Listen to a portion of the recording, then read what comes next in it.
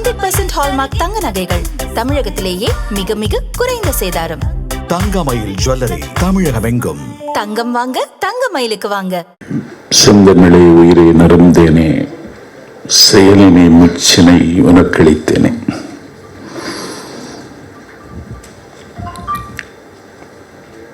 காலத்தால் மூத்த மொழி பெற்ற பிள்ளை கோலச்சொல் அறிஞர் அண்ணாவிற்கு வாய்த்த தம்பி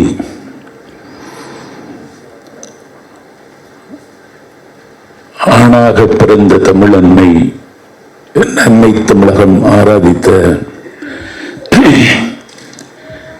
இனமான பேராசிரியர் படிப்பு வட்டம் மற்றும் கரிஞ்சட்டை பதிப்பகத்தின் 6 நூல்களின் அறிமுக அரங்கிற்கு தலைமை தாங்கி சிறப்பித்திருக்கின்ற மராட்டிய மண்ணில் திராவிட முன்னேற்றக் கழகம் என்னும் 1000 காலத்து பெயரை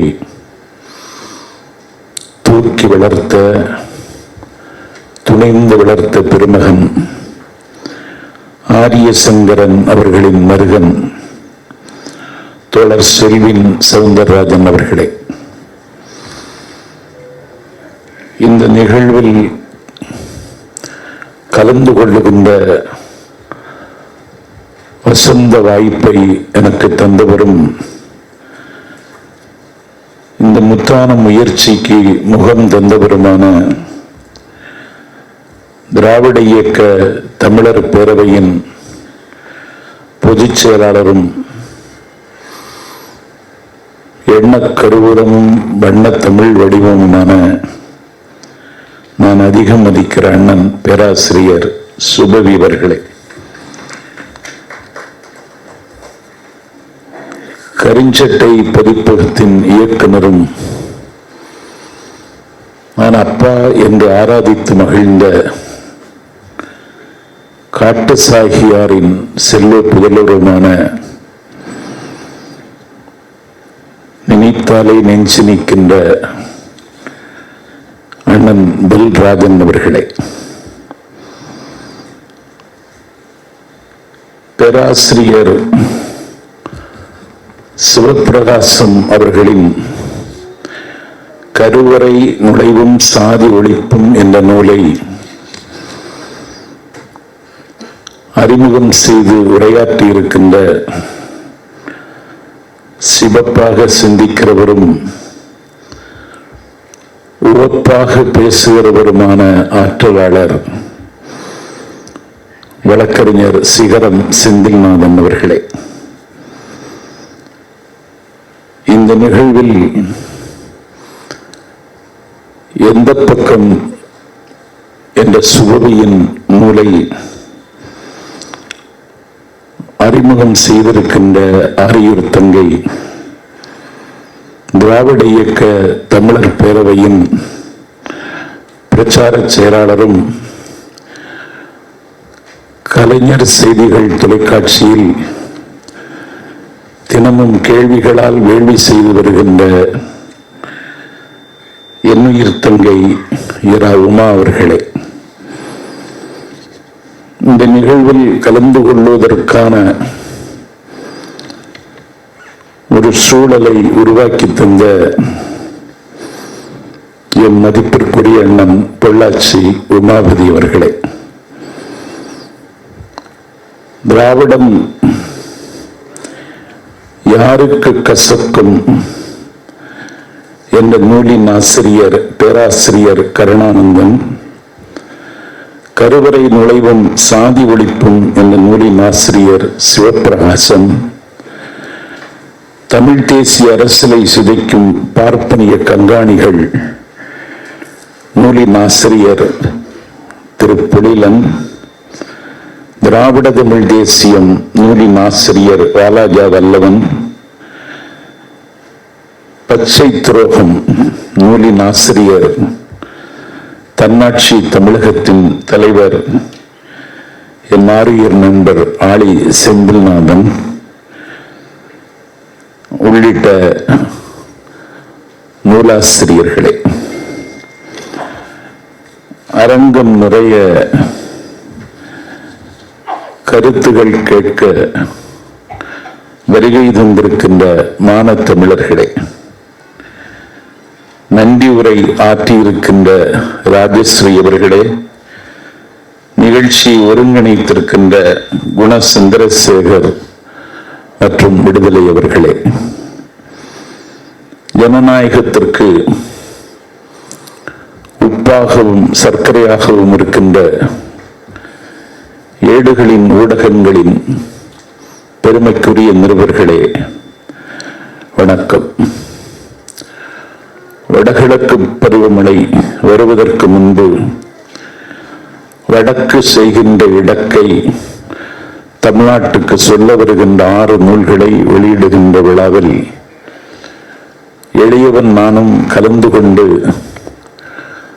கடமையாற்ற கிடைத்த வாய்ப்பிற்கு அண்ணன் சுபவிக்கும் பெல் ராஜனுக்கும் நன்றி தெரிவித்துக் கொள்கிறேன். பேசி வளர்ந்த நான், அதைவிட பேசி வாழ்கிற நான், கொஞ்ச நாளாகவே என்னுடைய நாக்கு துருப்பிடித்து போயிற்று. உருப்படியாக இன்று பேச முடியுமா என்ற கவலையோடு தான் வந்தேன். ஆனாலும் அரங்கம் நிறைய கூட்டம் வந்திருக்கிறது. உதயசூரியன் உதித்தாலும்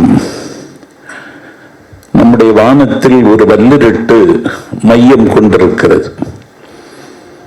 இதை ஒரு 5 ஆண்டுகளுக்கு முன்பே நான் உள்வாங்கிக் கொண்டேன். தந்தி தொலைக்காட்சியின் ஒரு நேர்காணலில் என்னை திகைக்க வைக்கிற கேள்வியை கேட்பதில் வல்லவன் என்று கருதப்படுகின்ற நண்பர் ரங்கராஜ பாண்டேயிடம் ஒரு கலாச்சார யுத்தம் தமிழ்நாட்டில் காலூன்றுவதை நீங்கள் உணர்கிறீர்களா என்று நான் யோசையோடு கேட்டேன். அவர் அந்த நேரத்தில் மௌனமானார். இன்றைக்கு அவர்கள் தங்கள் அடையாளங்களை காட்டிக் கொள்வதற்கு ஆண்மை இல்லாத காரணத்தால் சில பேரை இன்றைக்கு வாடகைக்கு எடுத்திருக்கிறார்கள். இந்த வாடகைக்கு எடுக்கிறவர்கள் எப்பொழுதும் வாடகை மனிதர்களாகவே வாழ்ந்திருக்கிறார்கள். பெயரை சொல்லவே பெண்ணால் என் நாக்கு அழுக்காகி விடுமோ என்று அஞ்சுகிறேன். நான் ஒரு அற்புதமான நிகழ்வு இந்த நிகழ்வு. ஏனென்றால் ரொம்ப எச்சரிக்கையாக பேச வேண்டியது இருக்கிறது. நாம் திராவிடத்தின் ஆட்சியை பற்றி பந்தி வைக்கிற வேளையில் கண்ணுதிர்பெரும் கடவுளும் கழகமோடு அமர்ந்த பன்னுற தெரிந்த தமிழுக்கு தமிழ் இயக்கம் கண்ட மறைமலை அடிகளையும் காயப்படுத்தி விடக்கூடாது. விமர்சனத்துக்கு உரியவராக இருந்தாலும் தெற்கெல்லை போராட்டத்தில் வேலவன் குன்றத்தை வாங்கித் தருவதில் முந்தி நின்றவரும் மாலவன் குன்றம் திருவேங்கடத்தை கேட்டவரும் மாப்போசி என்பதையும் நாம் மறந்துவிடக்கூடாது. ஆகவே கல்லறைக்குள் போனவர்களை காயப்படுத்துகிற அநாகரிகத்தை மறந்தும் செய்துவிடக்கூடாது என்பதில் நான் எச்சரிக்கையாகத்தான் இருக்கிறேன். இந்த மேடை என்னை கேட்டால் தமிழின மீட்சி வரலாற்றில் இது ஒரு முக்கியமான மேடையாக நாளைக்கு கருதப்படும் என்று நான் கனவு காணுகிறேன். ஐயா சீரம் செந்தில்நாதன் பேசினால் கேட்டுக்கொண்டே இருக்கலாம் என்கிற அளவிற்கு நகைச்சுவை துணுக்குகளும் தோரணங்களும் அவருடைய வாயிலிருந்து வந்து கொண்டே இருக்கும். ஆனால் அவருக்கு இன்றைக்கு தொண்டை ஒத்துழைக்கவில்லை. எப்போதுமே திராவிட இயக்க மேடைகள் தமிழ்நாட்டில் சில விளைவுகளையும் உருவாக்கி இருக்கிறது. சில புதிய அறிமுகங்களையும் திராவிட இயக்க மேடைதான் தமிழ்நாட்டுக்கு செய்திருக்கிறது. அந்த வகையில் இன்றைக்கு ஒரு புதிய அறிமுகம் பேசுகிற பேச்சாளருக்கு தொண்டை ஒத்துழைக்காவிட்டால் அவர் நினைத்ததை பேசுவதற்கு இன்னொரு பேச்சாளர் வரலாம் என்று ஒரு அறிமுகத்தை இன்றைக்கு நாம் இங்கே அறிமுகம் செய்திருக்கிறோம். ஆகவே உமாவுக்கு இனி வாய்ப்புகள் வரலாம், வராமலும் போகலாம். ஆனால் இன்றைக்கு கொஞ்சம் வரம்பு கிடந்து பேசுகிறார்கள். பேசக்கூடாது என்றல்ல, திராவிட இயக்கம் விமர்சனத்திற்கு அப்பாற்பட்டதல்ல. திராவிட இயக்கத்தை கேள்வி கேட்கக்கூடாது என்றும் சொல்லுகிறவர்கள் அல்ல நாங்கள். ஒரு 100 ஆண்டு காலம் கல்லில் நடந்தவர்கள், முள்ளில் நடந்தவர்கள், காயப்பட்டதற்கு பிறகும் இரத்தம் வடிகிறது என்று சொல்லாதவர்கள், ஒரு 100 ஆண்டு கால திராவிட இயக்க பயணத்தில் எத்தனையோ விமர்சனங்களை நாம் கேட்டிருக்கின்றோம். ஊமைகளை பேச வைத்த பிருந்தாவனம், அறிஞர் பெருந்தகை அண்ணாவை என்ன பேசினார்கள், அதை அண்ணா எப்படி எதிர்கொண்டார் என்பதை நினைத்தால் உலக வரலாற்றில் நயத்தக்க நாகரிக அரசியலை அண்ணா சொல்லித் தந்தது மாதிரி வேறு எந்த தலைவரும் சொல்லித் தந்ததில்லை. ஆனால் இன்றைக்கு கொஞ்சம் எல்லை கடந்தே பேசுகிறார்கள். பாம்பு கடித்து விட்டால் அதற்கு மருந்தே பாம்பின் நஞ்சுதான் என்று நான் படித்திருக்கிறேன். ஆகவே பாம்பு கடிக்கிறது என்றால் அவர்களுக்கும் அந்த வகையிலே பதில் சொன்னால்தான் புரியும் என்பதையும் நாம் மறந்துவிடக்கூடாது. அதற்காக இந்த அரங்கை நான் முழுவதுமாக பயன்படுத்தப் போவதில்லை. பொது வெளி வரட்டும். பல பேர் கொரோனா நீடிக்க வேண்டும் என்றே கருதுகிறான். பொதுவெளியில் பேசினால்தான் இதை போட்டு உடைக்க முடியும். அதிலே ஐயா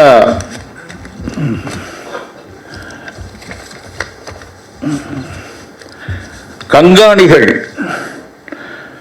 தமிழ் தேசிய அரசியலை சிதைக்கும் பார்ப்பனிய கங்காணிகள் என்று ஐயா பொழிலன் புத்தகத்திற்கு பெயர். இந்த கங்காணிகள் என்கிற வார்த்தை ரொம்ப அழகான தமிழ் வார்த்தை.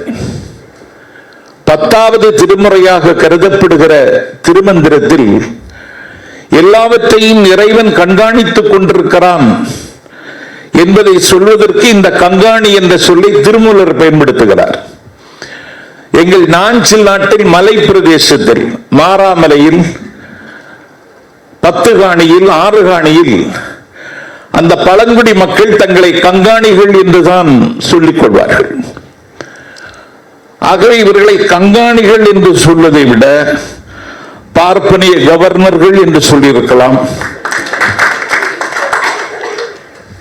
பார்ப்பனிய காட்டி கொடுப்பவர்கள் என்று சொல்லியிருக்கலாம். ஆகவே நேருக்கு நேர் நின்று நான் ஏற்கனவே ஒரு யூடியூப் சேனல்ல அறைகூவல் விட்டிருக்கிறேன். நீ ஒரே மேடையில் விவாதிக்க தயாரா என்று நான் கேட்டிருக்கிறேன். ஏனென்றால் அவன் முகம் மட்டும்தான் பல பேருக்கு தெரியும், அவனுடைய அகம் அவ்வளவு நஞ்சு நிறைந்தது. ஜூனியர் விகடனில் ஈழத்தமிழர்கள் குறித்து அவர் ஒரு தொடர் எழுதினார். அண்ணன் சுபவிக்கு தெரியும் என்று கருதுகிறேன். ஒருவன் எழுதுகிற பொழுது அந்த எழுத்தை அவன்தான் எழுதினானா என்றும் ஆராய வேண்டியது இருக்கிறது. தமிழ்நாட்டு நிலைமையை பாருங்க. நான் விகடன் அலுவலகத்திற்கே சென்றேன். யாரடா இங்க எழுதி கொடுக்கிறதுன்னு கேட்டேன். அப்போது தலைமை செய்தி ஆசிரியர் இவன் தான் அப்படின்னு ஒரு தம்பியின் பெயரை சொன்னார். நான் இப்ப இங்க சொல்லல. இப்படி இரவல் வாங்கி எழுதுகிற பயல்கள், எந்த தரவும் இல்லாமல் தாண்டி குதிக்கிற பயல்கள், இந்த நாட்டில் திராவிட இயக்கத்தின் மீது கல்லறிகிறார்கள். எது திராவிடம், எங்க இருக்கு திராவிடம் அப்படின்னு கேட்கிறாங்க. அதுல இந்த நூலிலே வருகிறது, திராவிட தமிழ் தேசியத்தில் ஐயா வாலாஜா வல்லவன் சொல்லுகிறார், சங்க இலக்கியம் என்று சொல்லுகிறோமே, சங்க இலக்கியத்தில் சங்கம் இருக்கா? இல்ல. சங்க இலக்கியம் என்று சொல்லுகிறோம், சங்க இலக்கியத்திலே சங்கம் என்ற வார்த்தை இல்லை. ஆகவே திராவிடம் எங்கே இருக்கிறது என்று அன்றைக்கு அனந்தநாயகி கேட்டார் தமிழ்நாடு சட்டமன்றத்தில். அதற்கு கலைஞர் சொல்லுகிற பதிலை இப்போது சொல்ல வேண்டாம். ஆனால் திராவிடம் எங்கே இருக்கிறது என்று கேட்டால், எந்த சொல்லை உச்சரித்தால் என்னுடைய குருதி சூடாகுமோ, எந்த சொல்லை உச்சரித்தால் என்னுடைய மூடிய கண்கள் திறக்குமோ, எந்த சொல்லை உச்சரித்தால் என்னுடைய தொண்டை குழியில் ஒரு புதிய ஜீவன் உதயமாகுமோ, எந்த சொல்லை உச்சரித்தால் என்னுடைய ஆயுள் கூடும் என்று நான் நம்புகிறேனோ, எந்த சொல்லை உச்சரித்தால் என் கனவுகளுக்கு சிறகுகள் கிடைக்குமோ, அந்த சொல்லின் பெயர் திராவிடம் என்பதை நாங்கள் எல்லா மன்றத்திலும் சொல்லுவோம். உனக்கேன் எரிச்சல் வருகிறது? திராவிடத்தின் வரலாறு உனக்கு தெரியுமா? நீ நீ நீ படித்திருக்கிறாயா? பரிதிமார் கலைஞரின் நூலை படித்திருக்கிறாயா? பன்மொழிப்புலவர் அப்பாத்துரை நூலை படித்திருக்கிறாயா? கால்டனுடைய கம்பேரிட்டிவ் டிராவிடியன் கம்பேரிட்டிவ் கிராமர் உனக்கு படிக்க தெரியாமல் இருக்கலாம். அதனுடைய மொழிபெயர்ப்பையாவது வாசித்திருக்கிறாயா? மனோன்மணியம் சுந்தரம் பிள்ளையை வாசித்திருக்கிறாயா? குமாரிலப்பட்டதை வாசித்திருக்கிறாயா? ரவீந்திரநாத் தாகூரை வாசித்திருக்கிறாயா? யாரையும் வாசிக்காமல், எதையும் யோசிக்காமல் யாசித்தே வாழ்கிற ஒரு கூலி இந்த நாட்டில் திராவிடத்தின் மீது கல்லறிகிறான். நான் 5 வருஷமா பேசிட்டு இருக்கேன். இது பெரிய ஆபத்து. ஏனென்றால் அவர்கள் நேரடியாக வரமாட்டார்கள். வாலியையும் மறைந்திருந்துதான் கொண்டார்கள், நேரடியாக கொல்லவில்லை. வாலி மரண சாஸ்திரமே சொன்னான், ராமா நீ என்னை மறைந்திருந்து கொன்றாய், நீ என்னை நேரடியாக கொல்லவில்லை. ராமா நீ சூரிய குலத்தில் பிறந்தவன், நீ என்னை மறைந்திருந்து கொண்ட காரணத்தினால் நீ இன்றைக்கு சந்திரனை போல களங்கம் பெற்று விட்டாய். சூரிய குலத்தில் பிறந்த ராமா, நீ இன்றைக்கு சந்திரனை போல் களங்கம் பெற்று விட்டாய். ஏனென்றால் மரத்தின் பின்னால் நின்று நீ மறைந்து நின்று கொன்றாய். ஆகவே இன்று முதல் உன்னுடைய பெயர் ராமச்சந்திரன் என்று அழைக்கப்படுவதாக சொன்னது வாலி. இது வாலியின் வாக்கு மூலம். இவர்கள் மறைந்திருந்துதான் தாக்குவார்கள். அதற்கு சில பேர் அகப்படுவார்கள். நான் கேட்கிறேன், நேரடியாக பேசலாமா? கருவறை நுழைவும் சாதி ஒழிப்பும் என்று ஒரு நூலை பேராசிரியர் சிவபிரகாசம் படைத்து தந்திருக்கிறார். கற்றறிந்த பேராசிரியர். தென்னகத்தினுடைய கேம்பிரிட்ஜ் என்று பேசக்கூடிய குடந்தை கல்லூரியில் பேராசிரியராக இருந்த பெருமான். அவர்தான் பாபர் மசூதி உடைத்து நொறுக்கப்பட்ட பொழுது பட்டினி இந்தியாவும் பாபர் மசூதியும் என்றொரு புத்தகம் எழுதினார்கள். அவர் இந்த நூலை எழுதியிருக்கிறார். ஏதோ கருவறை நுழைவும் சாதி ஒழிப்பும் ஒரு சடங்கல்ல, ஒரு சம்பிரதாயம் அல்ல. ஏனென்றால் நந்தனை எரித்த நெருப்பின் மிச்சம் இன்னும் எரிந்து கொண்டிருக்கிறது. சாமானியமாக நம்மை அர்ச்சகராக்க அனுமதிக்க மாட்டார்கள். இரத்தம் சிந்தி சாதிக்க வேண்டிய புரட்சியை அண்ணன் ஸ்டாலின் ஒரு சொட்டு மை சிந்தி இன்றைக்கு சாதித்த புரட்சி அனைத்து சாதியினரும் அர்ச்சகராகலாம் என்று. ஒரு தோழி இன்றைக்கு மாடம்பாக்கம் தேனுபுரீஸ்வரர் கோவிலில் நின்று கொண்டு அவள் தமிழில் வானாகி மண்ணாகி வழியாகி ஒளியாகி என்று படிக்கிற பொழுது எங்கள் காதல் தேன் பாய்கிறது. எல்லா சாதியினரும் அர்ச்சகர் ஆகலாம் என்றால் உனக்கேன் ஆத்திரம் வருகிறது? உனக்கேன் கோபம் வருகிறது? உங்களுடைய யோக்கியதையை நாங்கள் சொல்லவில்லை. உனக்கு மந்திரம், நீ ஆகமம் கற்றவனா? பாதி பயில்களுக்கு ஆகமும் தெரியாது, புண்ணாக்கும் தெரியாது. 90% தெரியாது. நான் என்னுடைய குடும்பத்தோடு லண்டனில் இருந்து ஒரு நண்பர் வந்திருந்தார் என் கிராமத்துக்கு. திருச்செந்தூர் கோவிலுக்கு போக வேண்டும், வாங்க போகலான்னார். நான் கொஞ்சம் சமய இலக்கியங்களை வாசிக்கிறவர். தொடர்ந்து என்னுடைய நளினமான தமிழுக்கு அது ஒரு வகையில் காரணம். நான் போன பொழுது அந்த அர்ச்சகரிடத்தில் அந்த நூலை நான் அதற்கு முந்தைய நாள் தான் வாசித்தேன். அவர் லண்டன்ல இருந்து வந்திருக்காரு. 1000 ரூபாயை கொடுத்துட்டு ஆதிசங்கரருடைய சுப்பிரமணிய புஜங்கத்தை பாடி அர்ச்சனை பண்ணணும்னு நான் சொன்னேன். அந்த அர்ச்சகர் என்கிட்ட கேட்டாரு, அப்படி ஒண்ணு இருக்கான்னு கேட்கலாம். ஒண்ணுமே தெரியாதவன் கருவறையில் இருக்கிறவன், உனக்கு பிரபந்தம் தெரியுமா? உனக்கு திருமறை தெரியுமா?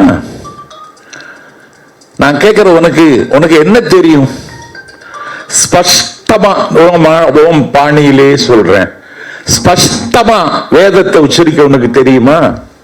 தெரியாது.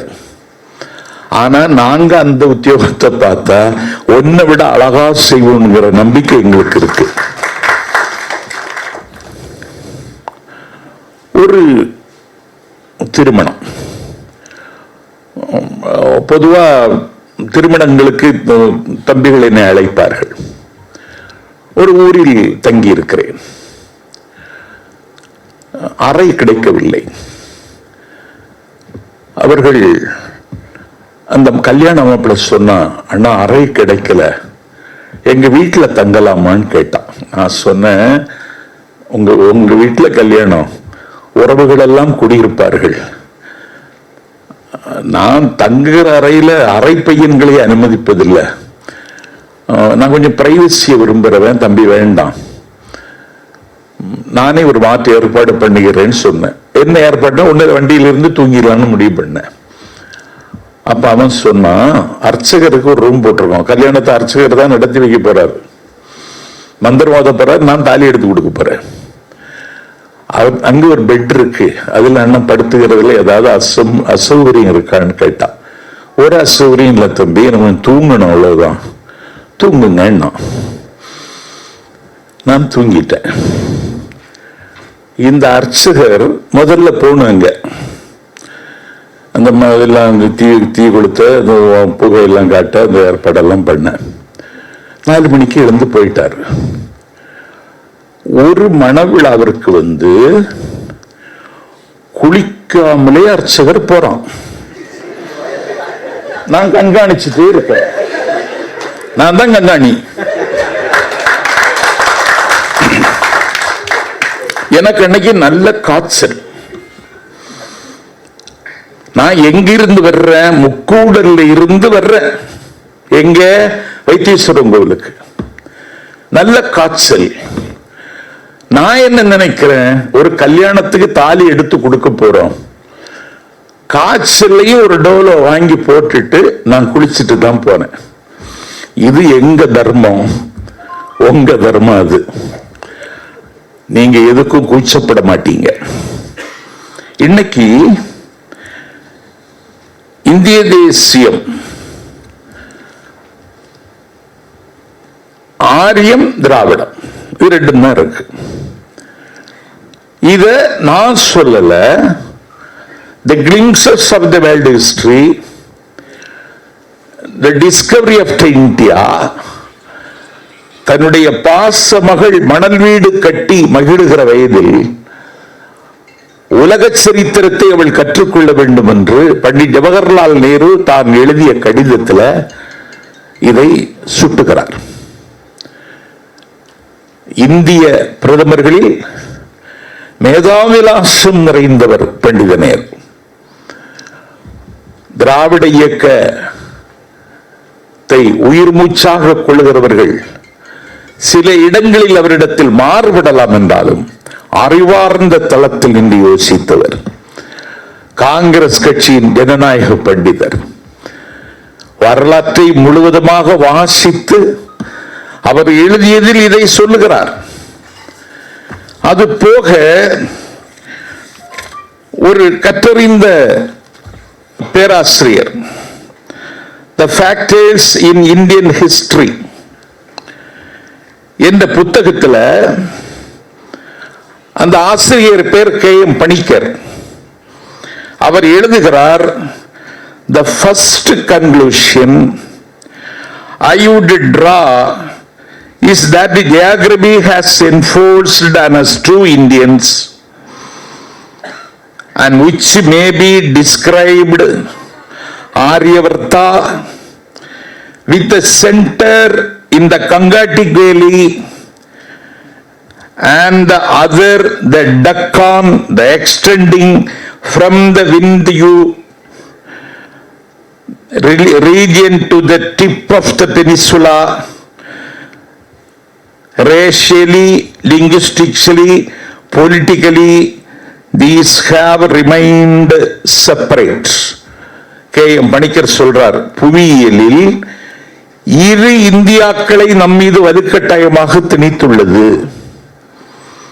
ஒன்று கங்கை சமவெளியை மையமாக கொண்டவர்கள், மற்றொன்று ஆரியவர்த்தம் என்று வர்ணிக்கப்படுகிற பகுதி, இன்னொன்று விந்திய பகுதியில் இருந்து தீபகற்ப முனை வரை பரவியிருக்கின்ற தக்கணமாகும்.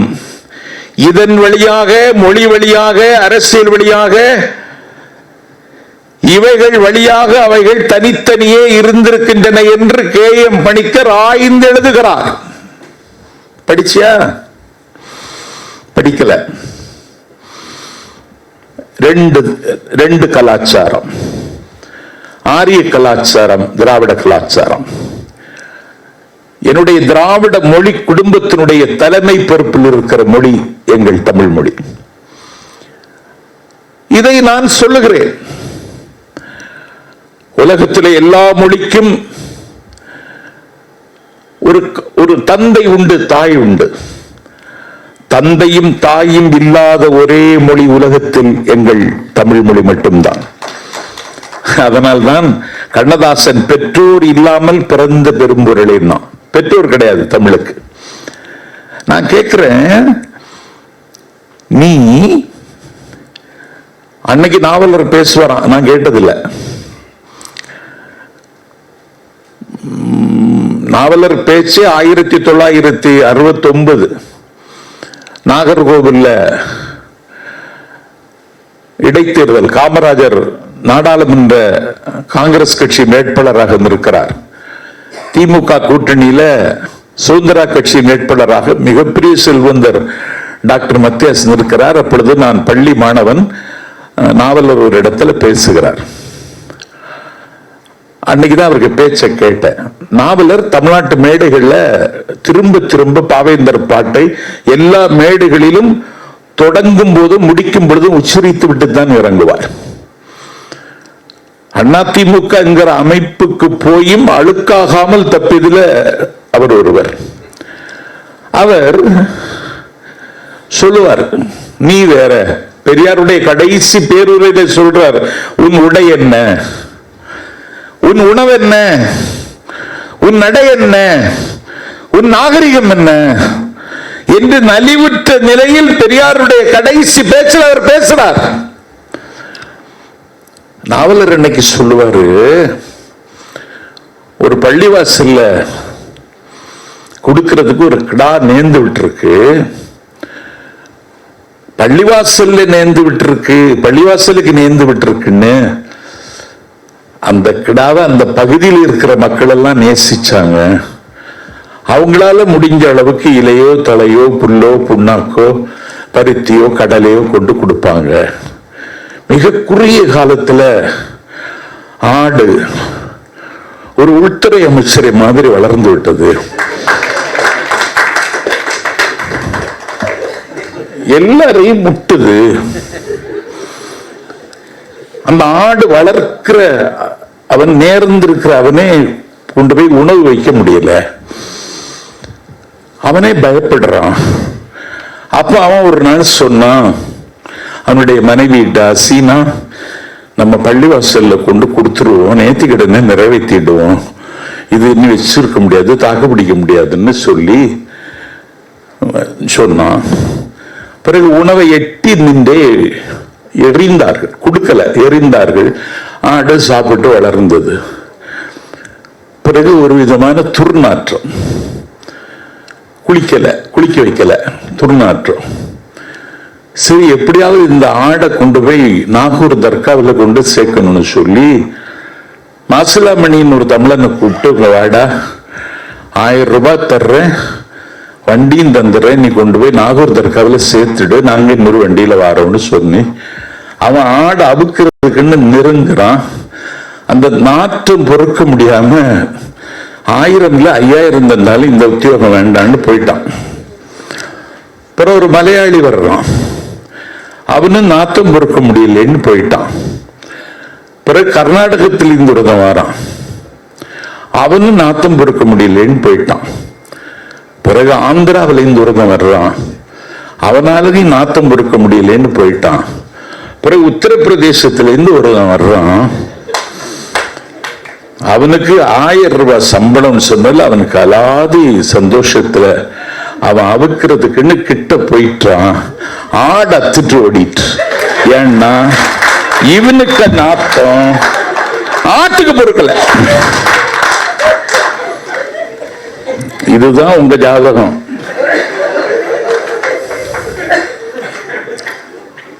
இத்தனைக்கு எனக்கு தண்ணி வசதி இல்லை. உனக்கு வற்றாது வளங்கொழிக்கிற ஜீவ நதிகளின் மடியில் இருக்கிறாய். நீ அதுல குளிக்கிறது இல்லை, அதுல பிணங்களைத்தான் கொண்டு வருகிறாய். நீ இன்னைக்கு ஒரு கலாச்சார பாசிசத்தை இந்தியாவில் கட்டவிழ்த்து விட முடியும் என்று நம்பி அதிலே வெற்றி பெற்று விட்டதாக கருதுகிறார். அதற்கு என்ன செய்கிறான்? மாநில உரிமைகள் பேசுகிற கட்சிகளை குறிவைத்து தாக்குகிறான். பாண்டிச்சேரியில் என்ன நடந்தது? மக்கள் திலகம் எம்ஜிஆர் இந்த மண்ணில் முதலமைச்சர் ஆவதற்கு முன்னாலே அவர் ஆட்சி அமைத்த இடம் பாண்டிச்சேரி. 77 இங்க கவர்மெண்ட் ஃபார்ம் பண்ணதுக்கு முன்னாடி ஆட்சி அமைத்த இடம் பாண்டிச்சேரி. இன்னைக்கு என்னாச்சு? பாண்டிச்சேரியில் அதிமுகவுக்கு வரலாற்றில் ரெப்ரசன்டேஷன் இன்னைக்கு இல்ல. என்னடா நியாயம்? ரெப்ரசன்டேஷனே இல்ல. அதற்கு அவர்கள் வெட்கப்படவும் இல்லை. ஏன் வெட்கப்படவில்லை என்றால் கோபப்படுவார்களாம். ரெப்ரசன்டேஷன் எங்கெல்லாம் செய்திருக்க? கோவாவில் செய்துட்ட, மேகாலயாவில் செய்துட்ட, சிக்கிம்ல செய்துட்ட, பீகார்ல செய்துட்ட, மத்திய பிரதேசத்தில் செய்துட்ட, எல்லா இடத்திலையும் செய்துட்டோம்.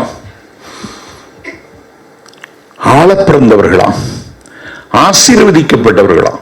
செல்வாக்குன்னா அவ்வளவு செல்வாக்கும். ஐக்கிய நாட்டு சபையில பேசுறான், எதிரில் அவ்வளவு கூட்டம். இதை இங்க பேச முடியாது. பெரிய சோகமே. இன்னைக்கு நோபல் பரிசு யாருக்கு கொடுத்திருக்காங்கன்னா, கருத்துரிமைக்கு உயிர் தந்த 2 பேருக்கு கொடுத்திருக்காங்க.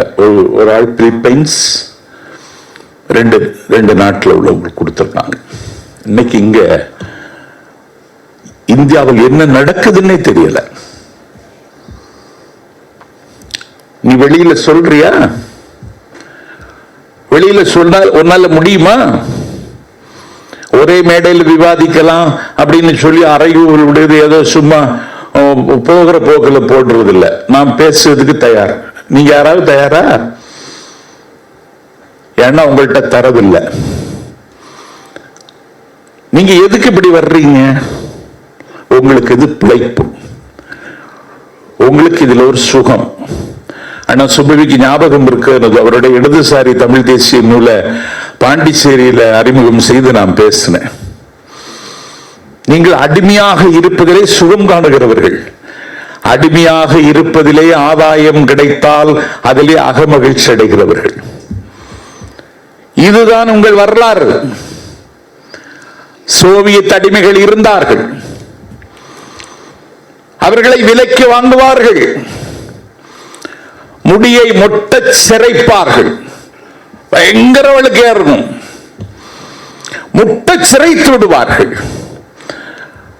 அந்த அடிமையின் முடியில், தலையில் இருக்கிற முடியெல்லாம் ஒட்ட சிறைத்த பிறகு முடியே இல்லாமல் வலுவழுப்பாக இருக்கிற அவனுடைய தலையில் தலைமுடி வளர ஆரம்பிக்கும். இது முடியின் இயல்பு, அது மேலேதான் வளரும். முடி வளர ஆரம்பிக்கிறது. முடி வளர ஆரம்பிப்பதை எஜமான் விரும்பவில்லை. முடி மேலேதான் வளரும். அதனால் என்ன செய்து விட்டான்? குதிரை தோலை உரித்து அவனுடைய தலையில் இறுக கட்டி முடி மேலே வராமல் பார்த்து கொண்டார்கள். முடி மேல வராது, குதிரை தோலை இறுக்கி கட்டினான். ஆனால் முடியின் இயல்பு மேலே வரும். ஆனால் குதிரை தோல் அதற்கு அனுமதிக்கவில்லை. முடி மேலே வளர்கிறது, குதிரை தோல் வர அனுமதிக்கவில்லை. அவனுக்கு தலை வலிக்கிறது, அவனுக்கு கண்கள் சிவக்கிறது, அவனுக்கு நெஞ்சு நோகிறது, அவனுடைய குறி சூடுகிறது, அவனுடைய இரத்த அழுத்தம் எகிறுகிறது. மேலே வருகிற வளரக்கூடிய முடியை மேலே வளர விடாமல் குதிரை தோலை வச்சு அழுத்தி கட்டி அவனை ஆதிக்கம் செலுத்துகிற அந்த ஆதிக்கத்தை அவன் எதிர்க்க முடியவில்லை. முடிவளரவும் வாய்ப்பில்லை. இப்படி எல்லாம் பிறழ்ந்து போன நிலையில், அவனுடைய புலனும் பொறியும் சிதைந்து போன நிலையில், எதிரில் அவனை ஈன்று புறம் தந்த, முந்தி தவமிருந்து 300 நாள் சுமந்து பெற்ற அன்னை வருகிறாள். பால் தந்த தாயை அவன் எட்டி உதைக்கிறான். ஏனென்றால் அவள்தான் அம்மா என்று அவனுக்கு தெரியாது, அந்த அடிமைக்கு தெரியாது. அவனை சான்றோனாக்கி அழகு பார்த்து தந்தை வருகிறார், அவர்தான் அப்பா என்று அவனுக்கு தெரியவில்லை. அவன் நொடிந்த பொழுதெல்லாம் அவனுக்கு ஏணியாகவும் தோணியாகவும் இருந்தவன் உயிர் தோழன் வருகிறான். அவனை வெட்டறிவாளால் வெட்டுவதற்கு ஓடுகிறான். தாயை, தந்தையை, உடன் பிறந்தவனை, சுற்றத்தை, உயிர் தோழனை யாரை பார்த்தாலும் வெட்டப் போகிறான் என்றால் அந்த அடிமை அப்படி பழக்கப்படுத்தப்பட்டிருக்கிறான். அந்த அடிமைகள் தான் இங்கே தமிழ் தேசியம் பேசுகிற தமிழ்நாட்டில் இருக்கிற நவீன அடிமைகள். உங்களை அப்படி அவன் பழக்கப்படுத்தி வைத்திருக்கிறான். எதுக்கு கத்துற நீ? இதை விட வேகமா நான் கத்துவேன். அதுல போட்டி வச்சாலும் நான் முதல் பரிசு வாங்குவேன். எதுக்கு கத்துற? நீ என்ன சொல்ல வர்ற? மணியரசன் படித்தவர், இந்த பயலாவது படிக்கல. எந்த பயல்னு உங்களுக்கு தெரியும். மணியரசனும் படிச்சவர். அவர் கண்ணோட்டம் இதழ் கொண்டு வந்த காலத்திலே நான் சந்தா கட்டினவன். இப்பவும் தமிழ் தேசிய கண்ணோட்டத்துக்கு சந்தா கட்டி படிச்சுட்டு இருக்க. ஏன் இது?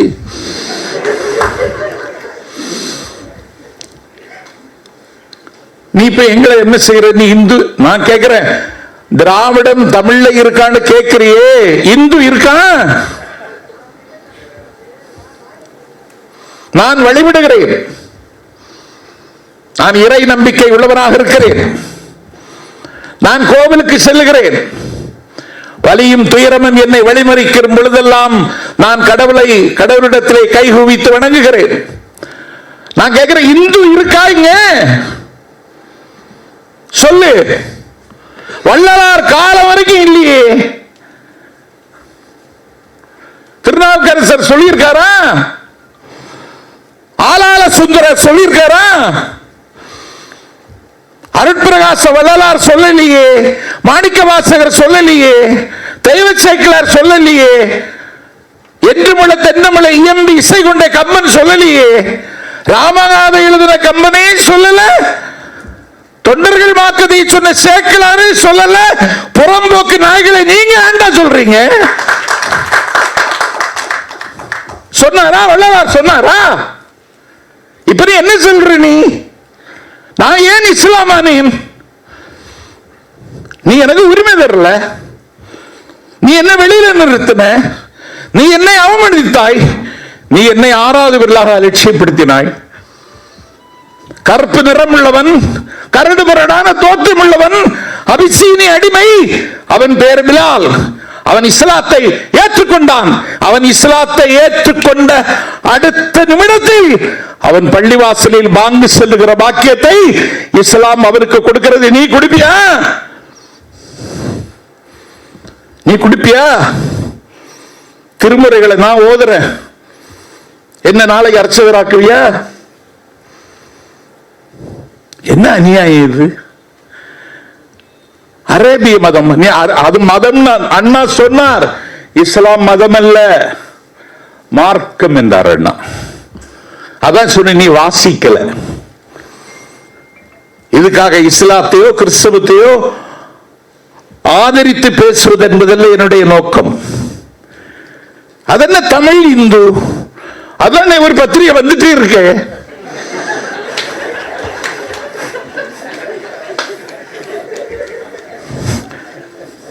நீ என்னத்துக்கு கொண்டு வர? நாங்க வாங்கிட்டு தானே இருக்கோம். நீ அதையாவது படிக்கிறியா?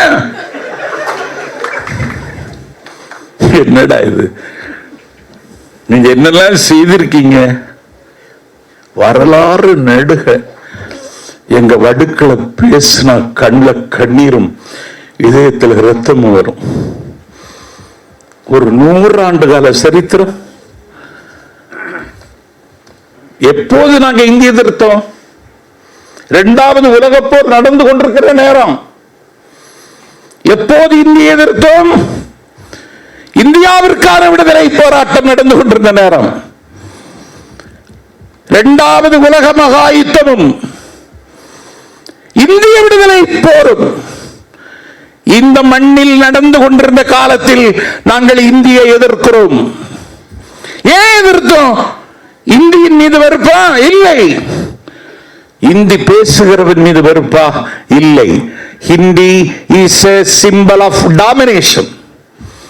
அது ஆதிக்கத்தின் சின்னம். Hindi is a symbol of religion. அது மதத்தின் சின்னம். Hindi is a symbol of மனுதர்மா. அது மனுதர்மத்தின் சின்னம். Hindi is a symbol of north.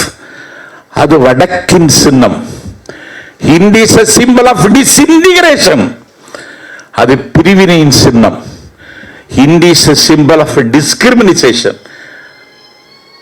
அது அநீதியின் சின்னம். அதனால எதிர்த்தோம். இன்னைக்கு அது என்ன நடக்கு? நீ கனிமொழி எம்பிட்டே இந்தி தெரியுமான்னு கேட்கிறியே. எம்பி, மெம்பர் ஆஃப் பார்லிமெண்ட், எனக்கு என்ன அதிகாரம் இருக்கு? 10 கோடி ரூபாய் ஒரு நாடாளுமன்ற உறுப்பினர் தன் தொகுதி மக்களுக்கு செலவழிப்பதற்கு கொடுத்த ஃபண்டை எடுத்துட்டியே. பிரைம் மினிஸ்டர் கேர் ஃபண்ட் அப்படின்னு சொல்லி ஒரு ஃபண்டை உருவாக்கி அதுக்கு கணக்கு கேட்கப்படாதுங்கிறியே. நீ நாடாளுமன்ற உறுப்பினர் உனக்கு இந்தி தெரியுமான்னு கேட்கிறியே. இப்ப சொமோட்டோக்காரனை கேட்கிறான். என்னடா இது? இந்தியா ஒரு நாடு அல்ல. நல்ல ஞாபகத்தில் வச்சுக்கோ. நான் நாளைக்கு செத்துருவேன். நாளைக்கு சாவினை தேடி வரலாம். நாளை நான் சவக்குழிக்குள் போகலாம். ஆனாலும் ஒரு தலைமுறை இந்தியா ஒரு நாடல்ல என்று சொல்லுகிற ஒரு தலைமுறை தொடர்ந்து இந்த மண்ணில் இருக்கும். அதற்கான விதை இங்கு விதைக்கப்பட்டிருக்கிறது. சொன்னவன் TM. Nair. India could not be considered as a nation. நீ திராவிடத்தை ரொம்ப கொச்சப்படுத்துற. யாருக்கும் ஆமக்கறியை வாங்கி கொடுத்துட்டு அரை நிமிஷம் ஒரு போட்டோ எடுத்துட்டு ஈழத்துக்காக தியாகம் செய்தவர்கள் அதை சொல்லல. அண்ணன் போடா கைதியா இருக்கார் சுபவி, சென்னை சென்ட்ரல் ஜெயில. நான் ஒரு நள்ளிரவில் கைது செய்யப்படுகிறேன். என்ன கொண்டு கீழே ஒரு கொட்டடியில் அடைச்சாங்க. அண்ணன் தாயன்பன் எல்லாம் இருக்காங்க. சம்பத்து வந்திருக்கான்னு தெரிஞ்ச உடனே அந்த இரவு 2 மணி இருக்கும். அண்ணன் ஒரு ஆப்பிள் கொடுத்து விட்டார். எனக்கு கடுமையான பசி. இந்த ரிமாண்ட் பண்ண பையில ஒன்றும் வாங்கி தரல. நான் வாங்கி சாப்பிட்டேன். நான் கேட்கிறேன், என்னுடைய மொழி, என்னுடைய இனம், என்னுடைய பண்பாடு, அதனுடைய சுயநிர்ணய உரிமையை நான் பேசினால் நீ இந்திய தேசியம் என்கிற திரையிட்டு மறைக்கிறங்கிறது என்னுடைய நீண்டகால போராட்டம். அதை எதிர்கொள்வதற்கு நாங்கள் 100 ஆண்டு காலம் பயணம் செய்து நாடாளுமன்றத்திலே அண்ணாவே பேசிட்டார். I belong to Dravidian stock, I am proud to call myself Dravidian பேசி நேருவுக்கே வேர்த்து போச்சு. இப்ப இருக்கிறவனுக்கு வேர்வை வராது. நேருவே நிலை குலைந்துட்டார். அண்ணாவுக்கு அந்த ஃபொனட்டிக்ஸ், அந்த ஸ்டைல கேட்டு பாபுஜி ஹஜீவன் ராமே அண்ணாவை பார்த்து நானும் திராவிடம் தான்ட்டார். ஐ ஆம் எ டிராவிடியன் ஃப்ரம் பீகார் அப்படின்னாரு. யாரு? பாபுஜி ஹஜீவன் ராம். இந்த பயிலுக்கு இதெல்லாம் தெரியாது. திராவிடம் என்பது ரேஸ், திராவிடம் என்பது கோட்பாடு, திராவிடம் என்பது என்னுடைய உயிர் மூச்சு.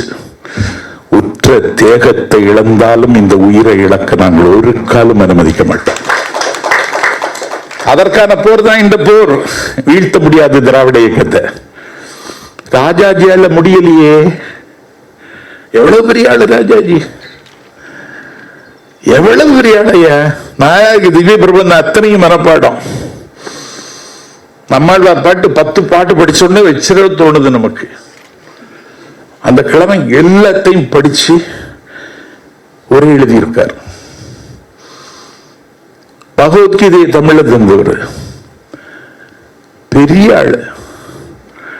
அங்க கல்கத்தாவில் கவர்னரா இருக்குமோ கொடுத்த தங்க கைப்பிடியே கவர்னர் பதவி முடிஞ்ச உடனே அங்கேயே வச்சுட்டு வந்துட்டார். அவ்வளவு நேர்மையான ஆளு. அவராலே முடியலையே.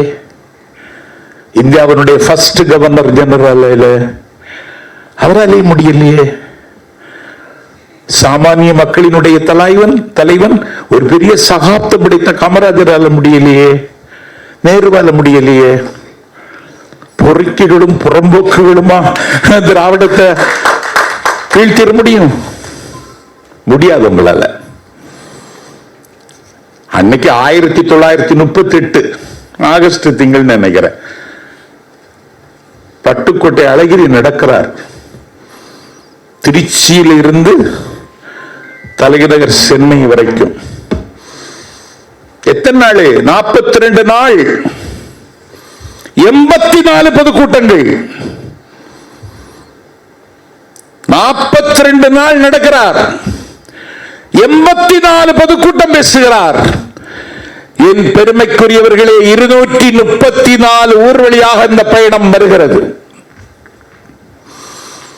அந்த பயணம் தலைநகர் சென்னைக்கு வந்த பிறகு மறைமலை அடிகள் தலைமையில் தான் கூட்டம். ஐயா பெரியார், தந்தை பெரியார் பேசுகிறார். தமிழ்நாடு தமிழருக்குன்னு பெரியார் அங்கதான் முதல்ல சொன்னார். பெரியார் சுதந்திர தமிழ்நாடுன்னு புத்தகமே எழுதியிருக்கார். நீ எழுதுவியா? எழுதி பாரு. உன்னால எழுத முடியுமா? தமிழ் தேசியத்துக்கு நாங்க செய்யாததை செய்துட்டியா? ஈழத்துக்கு சொந்தங்களுக்கு நாங்க செய்யாததை நீ செய்துட்டியா? அதனால அது ஒரு கள்வர் குகையில போய் இந்த பயில மாட்டிக்கிட்டான். அவனு சொல்றதெல்லாம் இவன் கேட்கறான். உனக்கு இது யாரு சொல்லி தந்தா? அவன் ஒருத்தன் வரான், முருகன் பேர் வச்சா அவன் வேலை எடுத்துட்டு வரான். நான் கேட்டேன், உனக்கு கந்தர் சஷ்டி கவசம் தெரியுமா? உனக்கு திருப்புகழ் தெரியுமா? உனக்கு திருவொற்றியூர் மும்மணி கோவை தெரியுமா? உனக்கு திருச்செந்தூர் முருகன் பிள்ளை தமிழ் தெரியுமா? கந்தர் அலங்காரம் தெரியுமா? கந்தர் அனுபூதி தெரியுமா? அப்படின்னு நான் ஒரு ஊர்ல கேட்கிறேன். அப்படிலாம் இருக்கான்னு கேட்கிறான். வேலை எடுத்துட்டு வரான். முருகனுக்கு உங்களுக்கு என்ன உறவு? அது என்ன முருகன் மீது திடீர் பாசம்?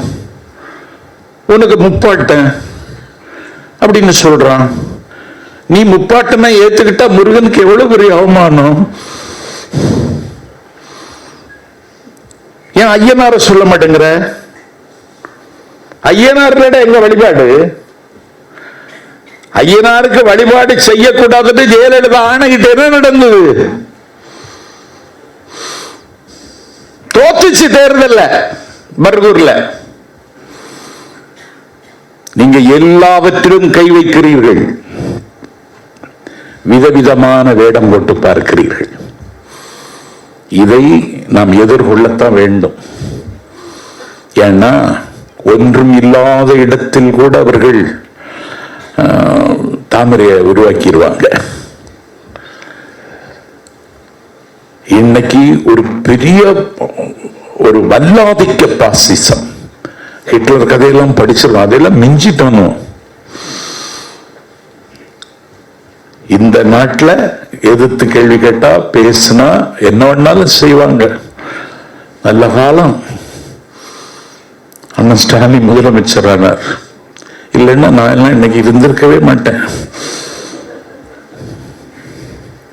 அவ்வளவு பண்றானோ.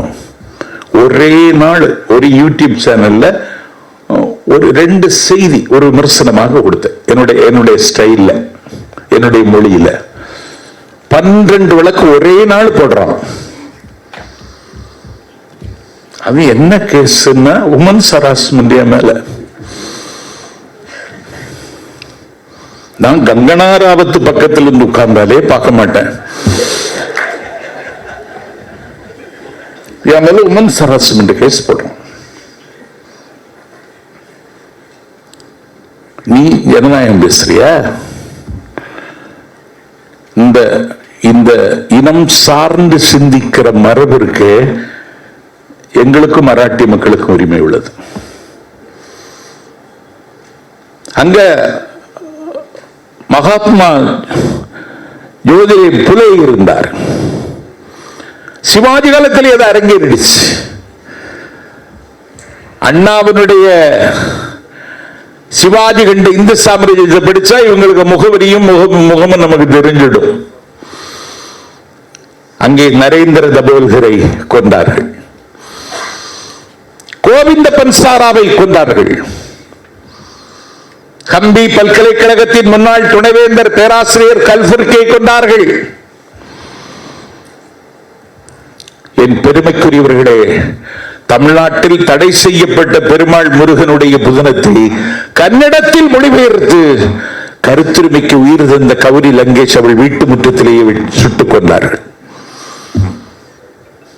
கைதி பழங்குடி மக்களுக்காக பாடுபட்டவர் ஸ்டேன்ஸ் பாதிரியார். ஒரு குவளை தண்ணீரை கையில் ஏந்தி குடிப்பதற்கு வலிவற்றவராக சிறையில் எல்லா வசதிகளும் மறுக்கப்பட்டு சபிக்கப்பட்டவராக படுத்து கிடந்தார். அவருடைய ஜாமீன் கூட மறுக்கப்பட்டு நீதிமன்றமே அவரை கொண்டு புதைத்தது. நான் உங்களுக்கு கவலையோடு சொல்லுகிறேன், வாழ்க்கையின் அந்திம காலத்தில் நிற்பதாகத்தான் நான் நினைக்கிறேன். இனி நமது பிள்ளைகள், நமது சந்ததிகள் இந்த நாட்டில் அவர்கள் தங்களுடைய சுயத்தை அறிந்து கொள்ளாமல் போவார்களானால் இந்த சமூகத்தை அவர்கள் சூறையாடி விடுவார்கள். வரலாற்றில் இப்படி சூறாடியதற்கான நிறைய உதாரணங்கள் நமக்கு கிடைக்கின்றன. நாங்கள் தமிழுக்கு செய்தோம், சபிக்கப்பட்டவர்களுக்கு செய்தோம், நிராகரிக்கப்பட்டவர்களுக்கு உதவினோம். இந்த தமிழகம் இன்றைக்கு இந்த அளவுக்கு வெளிச்சத்தோடு என் கண்ணுக்கு தெரிகிறது என்றால் திராவிட இயக்கம் தன்னை உருக்கி தந்த ஒளி இந்த ஒளி, அதை மறந்து விடாதீர்கள். ஆனால் இதை இருட்டடிப்பு செய்து சத்தம் போட்டு பேசினா மாற்றலான்னு நினைக்கலாம். ஒன்னு வச்சுக்க, பெரிய ஸ்டார் கேண்டிடேட்டு வேண்டான்னு முடிவெடுத்துட்டான், தமிழ்நாட்டில் ஈடுபடாதுன்னு. அதனால இந்த தப்பாட்டத்தை எல்லாம் நிறுத்துறது நல்லது. தமிழர்கள் பேசிக்கொண்டுதான் இருப்பார்கள்னு நினைச்சிட்டு இருக்கக்கூடாது. அதனால் இந்த அவதூறு பிரச்சாரத்தை எதிர்கொள்வதற்குத்தான் இந்த புத்தகம். பேராசிரியர் சிவபிரகாசம் தி ஏஷியன் டிராமா, தெற்காசிய மக்களின் எண்ணங்களை ஆய்வு செய்து இந்நாடுகளின் பொருளாதாரம் ஏன் முன்னேறவில்லை என்பதை விளக்கியுள்ளது. ஆசிய மதிப்புகள், ஆசியன் வேல்யூஸ் என்ற தலைப்பில் கீழ்காணும் காரணங்களை கூறியுள்ளார். அக்காரணங்களே நம் மக்கள் ஏன் முன்னேறவில்லை என்பதற்கு பொருந்துவதாக அமைந்துள்ளன. என்ன? சர்வைவல் மெயின்டெனன்ஸ், பிழைப்பு கொள்கை, unrepresentative to opportunity for betterment, முன்னேற்றத்திற்கான வாய்ப்புகளை உதாசீனப்படுத்துவது, the scorn for manual labor, உடல் உழைப்பை இழிவாக கருதுதல், unwillingness to work for others, பிறர் நலத்திற்கு உழைக்க விருப்பமின்மை, the low levels of work, discipline, punctuality and orderliness, ஒழுக்கம், கட்டுப்பாடு, நேரம் தவறாமை, திட்டமிட்டு செயல்படுதல் ஆகியவை. The spurious belief and the irrational outlook, மூட நம்பிக்கைகளும் பகுத்தறிவற்ற பார்வை, the lack of alertness, துரிதத்தன்மையின்மை, the lack of general readiness for change and experiment, சூழ்நிலைக்கு ஏற்ப மாற்றிக்கொள்ளாத தன்மை, the lack of ambition, உயர்ந்த லட்சியமின்மை, the lack of general readlines for change and experiment, பொதுவாக மாற்றத்திற்கும் பரிசோதனைக்கும் தயார் இல்லாத நிலை, the submissiveness to authority and exploitations, அதிகாரத்திற்கும் சுரண்டலுக்கும் அடிபணிவது, the low aptitude for cooperative, கூற்றவிற்கு குறைந்த அளவே திறன் காட்டுதல், the low standard of personal hygienic, குறைந்த தரமுள்ள தனிப்பட்ட சுகாதாரம் என்று அந்த ஆய்வாளர் சொன்னதை அழகுரை என்ற நூலில் திராவிட இயக்கத்தின் முன்னேற்றம் என்ற தலைப்பில் பேராசிரியர் சிவபிரகாசம் பதிவு செய்திருக்கிறார். நான் இங்கே சுட்டி காட்டியதெல்லாம் நம்முடைய பலவீனங்கள். இதை துடை தெரிய வேண்டுமானால் வேற ஒன்று செய்யலாம், வாசிக்க வேண்டும். இன்றைக்கு ஒரு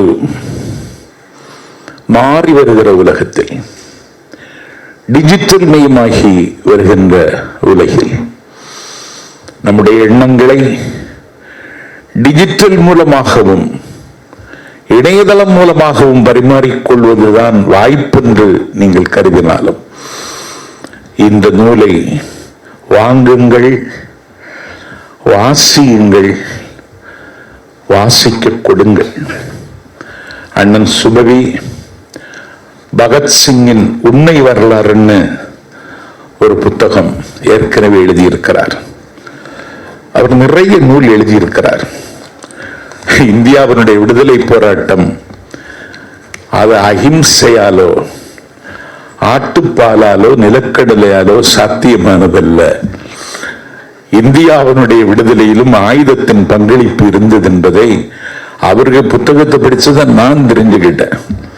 ஆனா நான் எனக்கு தெரிஞ்சது மாதிரி பேசும், அது ஏன் குறை. அது மாதிரி அந்த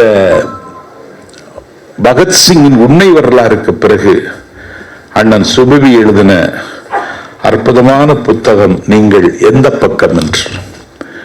இன்னைக்கு இந்த கரண்ட் பாலிடிக்ஸ் அதை இன்னைக்கு அவர் சொல்லியிருக்கிறார். இன்றைக்கு